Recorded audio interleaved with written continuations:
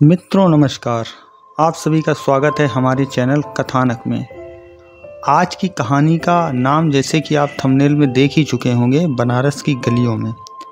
यह कहानी एक भावनात्मक यात्रा है जिसमें एक अकेली लड़की अपने पुराने शहर बनारस लौटती है। उसकी यादें, भावनाएं और एक खोया हुआ प्यार उसे बार बार याद दिलाते हैं कि जीवन में खोने और पाने का संघर्ष कैसा होता है। इस मुख्य पात्र का नाम है कोमल, जो अपनी जड़ों से जुड़ी हुई है, लेकिन वह अपनी पिछली जिंदगी को पीछे छोड़ने की कोशिश कर रही है। यतिन, जो उसका पहला प्यार था, उसकी जिंदगी का एक बड़ा हिस्सा रहा है। उनके बीच का प्रेम और धोखा उसे आज भी परेशान करता है। तो बात को ना घुमाते हुए सीधे आपको लेकर चलते हैं आज की कहानी की तरफ। और कहानी आपको यदि पसंद आए तो लाइक, शेयर व चैनल को सब्सक्राइब अवश्य करें। बावतपुर एयरपोर्ट से निकलकर मैंने कैब बुक की। विजय होटल में मैंने अपना रूम बुक किया हुआ था। जब होटल बुक करने का समय आया, मुझे नहीं पता क्यों मेरे हाथों से विजय होटल ही टाइप किया। मुझे नहीं पता क्यों ऐसा हुआ। ऐसा भी नहीं कि मैं जानती नहीं कि विजय होटल में ही क्यों रुकी हूँ। मैंने यहाँ पिछली बार वाकया याद किया और क्या क्या खाया था। मुझे तो यह भी याद है कि किसके साथ खाया था।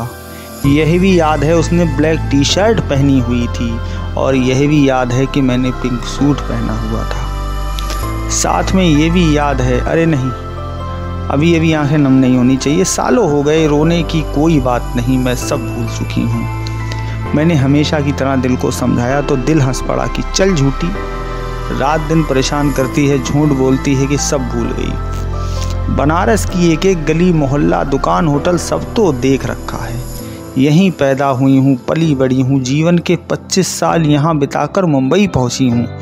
कैब से बाहर देखते हुए किसी मूवी की तरह यहाँ बीते पिछले साल के नज़ारों के आगे किसी रील से भागे चले जा रहे थे। 10 साल बाद बनारस आई हूँ। मम्मी पापा रहे नहीं, अकेली संतान थी। उनके जाने के बाद क्या करने आती। उनका घर किराए पर एक अच्छे परिवार को दिया हुआ है। मेरे अकाउंट में टाइम से किराया आ जाता है। मैंने अपनी जॉब मुंबई ज्वाइन की तो वहीं घर ले लिया। यह मुझे अब अपना शहर नहीं लग रहा, यह उसका शहर है। मन हो रहा है कि यतिन को फ़ोन करूं और उसे तंग करूं कि बताओ तुम्हारे शहर में कौन आया है। दुनिया में एक अकेली लड़की के लिए माता पिता के बिना जीवन खुद को संभालना, उस पर यह कमबख्त इश्क, उफ, बहुत ही डेडली कॉम्बिनेशन है। वजूद की धज्जियां बिखर जाती हैं। पीछे बैठे बैठे भी पता रहता है कि कैब ड्राइवर बीच बीच में आप पर नज़र डाल रहा है। मैंने बड़ी होशियारी से अपनी आंखें साफ की। हम लड़कियां इस हुनर में कमाल हैं, हम न चाहें तो कोई भी हमारे दुख का अंदाज़ा नहीं लगा सकता। हर नारी में एक अभिनेत्री छिपी होती है। मैंने अपने मन में आए इस विचार पर खुश हुई। यतिन क्या कर रहा होगा? क्या शाम को भी शुभी की शादी में आएगा? आज शुभी की शादी है। सुनील की बहन शुभी, जो हम सबसे छोटी थी। सुनील के पेरेंट्स नहीं हैं। शुभी हम सबको अपने बच्चों जैसी प्रिय थी। सुनील के बुलावे पर सब दोस्त आज शुभी की शादी में आ रहे हैं। सब अपने परिवार के साथ होंगे। मैं ही अकेली आई हूँ। मैंने शादी नहीं की, अब तो 35 वसंत देख चुकी हूँ, कर नहीं पाई। यतिन के बाद मन में कोई भाया नहीं, कोई मन में आया नहीं। धोखेबाज यतिन, मतलबी यतिन, कायर यतिन। मैं ब्राह्मण, वह कायस्थ। पेरेंट्स ने गुड़की दी तो मेरे साथ किए इश्क मोहब्बत के सब वादे भूल गया। शादी करके बच्चे पैदा कर ऐश कर रहा है। कायर कहीं का, अड़ नहीं सकता था, डरपोक। मैंने उसे हमेशा की तरह जी भर कर कोसा। फिर दिल से कहा, अच्छा ही है, मुंबई में अकेली मस्त जी रही हूँ। पर दिल ने फिर तुरंत कहा कि चल झूठी। पौन घंटे में होटल पहुँच गई। काफ़ी अच्छी सड़कें बन गई हैं। होटल पहुँचकर मैंने सुनील को फ़ोन किया। उसने अपने पन वाले गुस्से में कहा, घर होते हुए होटल में रुकने की तेरी हिम्मत कैसे हुई कोमल? तू होटल से अभी निकल, सीधे घर आ। सुनील, अब मैं थक गई हूँ। फ्रेश होकर आराम करने भी लेट गई। शाम को मिलते हैं, थोड़ा सो लूँ। असल में मैं कल भी ऑफिस से बहुत घर लेट आई थी। सॉरी, शाम को आती हूँ। सुनील अब इतना ही बोला। अच्छा ठीक है, आराम कर ले, शाम को आ जाना। विपिन और सुधा भी परिवार के साथ आए हैं। मैंने तुम लोगों के रुकने का इंतज़ाम एक साथ कर दिया था। सामने वाला फ्लैट खाली था, वहीं रुक रहे हैं खास दोस्त। सुनील मेरा बहुत ही ख़ास दोस्त रहा है। इतने सालों में मैं सबसे ज़्यादा उसी के संपर्क में हूँ। वह अपनी पत्नी नीला और बेटे पार्थ के साथ मेरे पास मुंबई भी घूम गया है। ना पूछूं तो भी यतिन के हालचाल दे ही देता है। उसे पता है कि मैं जीवन में कहाँ अटक कर रह गई हूँ। फिर बोला, ठीक है अब आराम कर ले।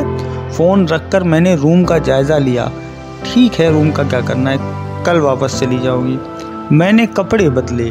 कोरोना टाइम ने आदत डाल दी है कि अब कहीं से भी आओ तो कपड़े बदल कर ही बेड पर लेटना है। मैंने सुनील से झूठ बोला था कि मुझे सोना है। इस शहर में भला इश्क के मारों को नींद आ सकती है क्या? 2 बज रहे थे। मैंने अपना शोल्डर बैग उठाया, होटल से बाहर निकली, सीधे संजय नगर की तरफ चल पड़ी। पैदल मुंबई में इतने साल बिताने के बाद अब इतनी दूरी नहीं लगती। पैदल चलने की जगह मिले तो अच्छा लगता है, पर दुनिया में इतनी भीड़ क्यों बढ़ती जा रही है। कॉटन मिल एरिया में पहुंचकर मेरे कदम सुस्त हो गए। उदासी वाली सुस्ती थी। वह रहा पहली फ्लोर पर मेरा घर। सामने ही, अंदर नहीं जाऊंगी, मम्मी पापा याद आते हैं, दिल और उदास होगा। मैं थोड़ी देर आसपास देखती रही। सब नए चेहरे ही आते जाते दिख रहे थे। चौराहे का गुलमोहर का पेड़ नहीं बदला था। मैंने उसके पास जाकर उसे छुआ। एक दिन यतिन और मैं तेज बारिश में यहीं खड़े हुए थे। मैंने फिर दूर की बिल्डिंग पर नज़र डाली। हाँ, यहीं रहता है वह। इसी पेड़ के नीचे खड़े होकर वह मेरे कॉलेज जाने का इंतज़ार करता था। दिल अजीब सा घबराया, सो मैं तेज़ कदमों से वहाँ निकल गई। पैदल चलते चलते मैदागिन आ गई। काफ़ी भीड़ थी। अक्टूबर का महीना था। मैंने इधर उधर चलते हुए चारों तरफ नज़र दौड़ाई। हाँ, यही है राधा मिष्ठान भंडार। हमारा हर तीसरे दिन खाने पीने का यही अड्डा था। अब तो बैठने की जगह साफ़ सुथरी लग रही है। मैं चुपचाप एक चेयर पर बैठ गई। एक लड़का ऑर्डर लेने आया। क्या चाहिए मैडम? मैंने कहा कि एक लस्सी, एक कचौरी, एक जलेबी। वह चला गया। मेरे अंदर जैसे आंसुओं का एक सैलाब सा उमड़ने को आया, जिसे मैंने रोक लिया। मैं कितनी अकेली हूँ, ये मेरा शहर है। यतिन के कारण मेरा सब कुछ छूट गया। प्रेम कितना कष्ट, कितना अकेलापन देता है। जल्दी ही लड़का मेरा ऑर्डर ले आया। कचौरी जलेबी यतिन की पसंद है। मैं लस्सी पीती थी। मुझे भूख लगी थी। मैं धीरे धीरे खाती पीती रही। आसपास के लोगों की नज़रों में वही शाश्वत भाव थे, अकेली लड़की कैसे आराम से खा रही है।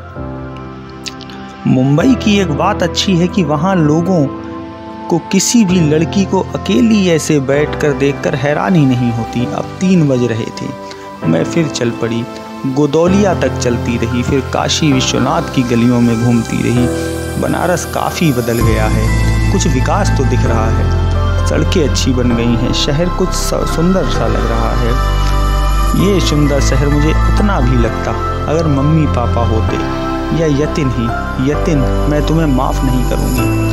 तुमने मुझे इस दुनिया में तन्हा कर दिया है। मैं कैरियर में इतनी सफल देश विदेश घूमती हूँ, पर तुम्हें भुला नहीं पाई, और तुम यहाँ अपना संसार सजा कर बैठे हो। बेवफा इंसान, मैंने फिर कोसा। मैं हर उस गली में घूमी जहाँ मैं यतिन के साथ घूमा करती थी। 6 बजे मैं दशाश्वमेध घाट जाकर नीचे वाली सीढ़ियों के एक कोने में बैठ गई। यतिन और मेरा कोना। हाँ, मैं और यतिन कई बार यहाँ सुबह ही कॉलेज जाने से पहले आते थे, यहाँ बैठते थे। यतिन के मुंह से अख्तर शीरानी का यह शेर ज़रूर निकलता था कि हर एक को भाती है दिल से फ़िज़ा बनारस की, वो घाट और वो ठंडी हवा बनारस की। तमाम हिंद में मशहूर है यहाँ की शहर, कुछ इस कदर है शहर खुशनुमा बनारस की। अपना बैग अपनी गोद में रखकर मैंने दीवार से सिर लगाया और अब मेरा धैर्य चुक गया। हिम्मत टूट गई। मेरी आंखों में आंसू बह निकले, मेरी हिचकियां बंध गईं। इस समय मेरे ऑफिस का कोई भी कलीग मुझे देखता तो यकीन न कर पाता कि यह मैं ही हूँ। ऑफिस में हरदम खिलखिलाती, कर्मठ, जोशीली, एक्टिव, एडवेंचरस लड़की घाट पर यूँ बैठकर लुटी पुटी रो रही है। हाँ, अंदर से मैं ऐसी ही हूँ, अकेली, दुखी, निराश। मन करता है पति हो, बच्चे हों, एक दुनिया हो, पर यतीम का क्या करूँ जो दूर रहकर भी वो मेरे हरदम साथ है। उसका प्रेम मेरे दिल में ऐसी धूनी रमा कर बैठा है कि हिलने को तैयार नहीं। कितना ज़िद्दी होता है प्रेम। शादी में जाना है, टाइम हो रहा है, तैयार होना है, सोच कर मैं वहाँ से होटल आ गई। दोस्तों के फ़ोन पर फ़ोन आने शुरू हो गए थे। मैंने आकर शॉवर लिया।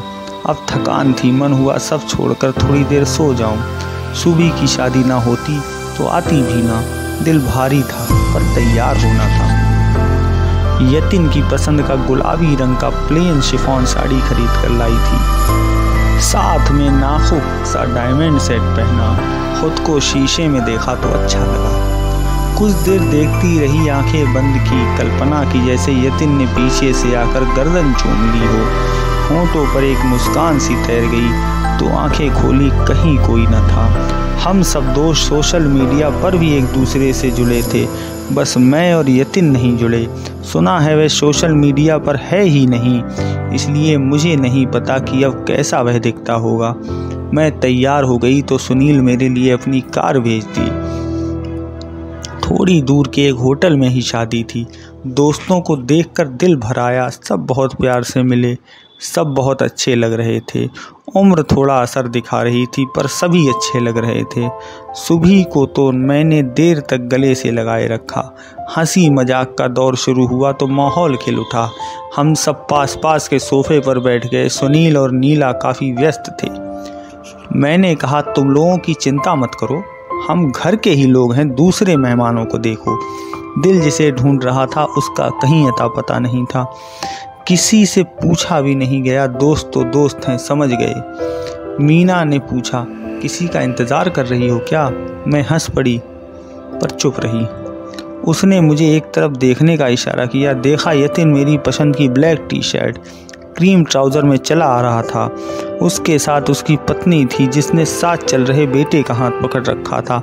यतीम की गोद में एक छोटी गोल मटोल प्यारी सी बच्ची थी। परफेक्ट फैमिली पिक्चर चली आ रही थी। यतीम मेरे सामने आकर खड़ा हो गया। उसकी गहरी आंखों में बेचैनी का एक समुद्र जैसे उमड़ा चला आ रहा था। कहने लगा, कैसी हो कोमल, इनसे मिलो, यह मीता, बेटा यश और बेटी समृद्धि। मैं बुरी तरह चौंकी।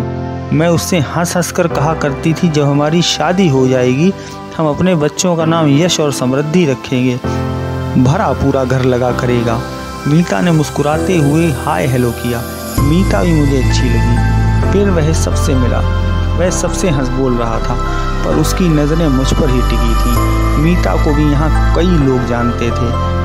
मैं उसके बच्चों के नाम पर अटक गई थी। मैंने उसकी पसंद का, उसने मेरी पसंद का रंग पहना था।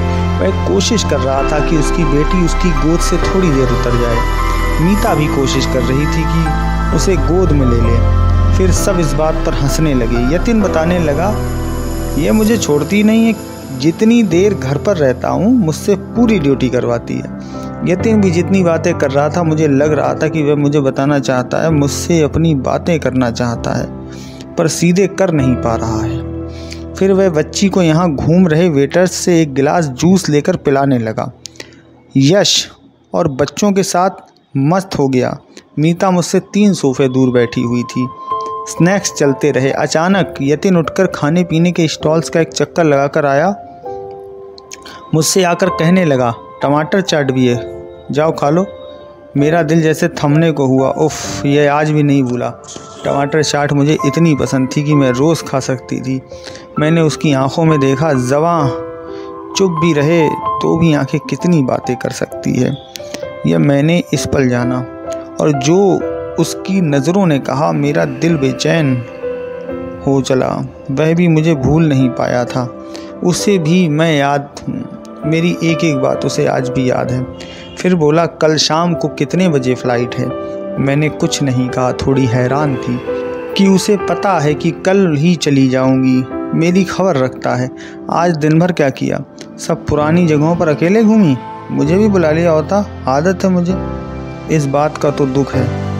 आज मैं उसे नए रूप में देख रही थी, अपनी पत्नी और बच्चों का ध्यान रखते हुए एक पुरुष के रूप में।